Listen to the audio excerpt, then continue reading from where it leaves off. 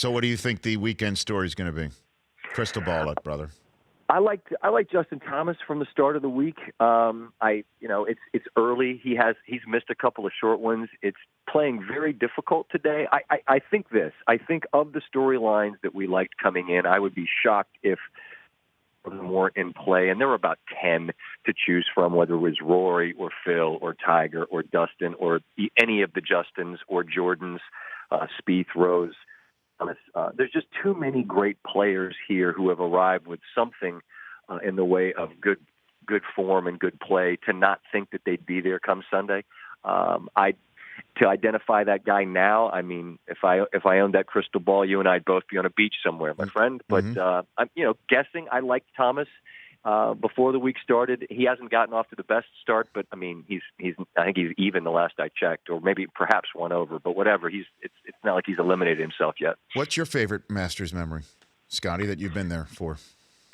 Honestly, and this is recency bias for sure, but what I saw yesterday with Jack's grandson making a hole in one, like I saw Barbara Nicholas, and I've known the Nicholas family for many years. I saw GT's dad, Gary, who's been a friend for years, and I just shook my head and I said, "That's the coolest thing I've ever seen." And he just said, "Yeah, I don't even know, man." He said it was magic. And how about this? Years before, Rich, I was interviewing Jack here on Wednesday in advance of the par 3, and I've known him long enough that you can not needle him, but have a bit of fun. I said, will you play on the par 3? I said, "You got any magic left in the bag there, old boy?" And he said, "Well, how about a hole in one?"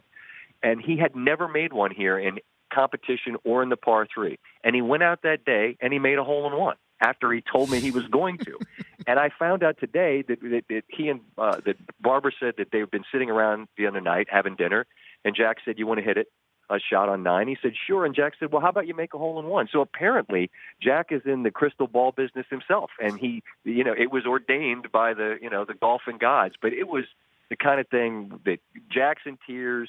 Tom Watson, 68. He's winning the par 3. It was insane what those guys did yesterday. Yeah, I know. The part of the many favorite aspects of this moment that you're talking about, Scott, is hearing Jack say, "We were just talking about this the other day." He told that to Gary, and he told that to Tom. Like, "Hey, and he lost his mind." And I started the show with this today, Scott, and I mentioned how will there be a more pressure-packed moment than being the grandson of Jack Nicklaus with ESPN's camera on and Tom Watson and Gary Player in the group standing there on the tee watching you hit the shot? You know what? There was a more pressure-packed moment, and it happened right after that when I believe it was Gary Player's poor grandson had to try to draw the club because he had to try to follow it. Like, if that's me, I'm like, "Look, I'm good. I'll try next time." Like right now is not the moment to try to swing at a golf ball after that happened. It was amazing, man. And look, Jack's authored so many memories here, and when he tells you that's his greatest memory, that's when you just say, you've seen something really, really neat. The Rich Eisen Show, weekdays at noon Eastern on Audience.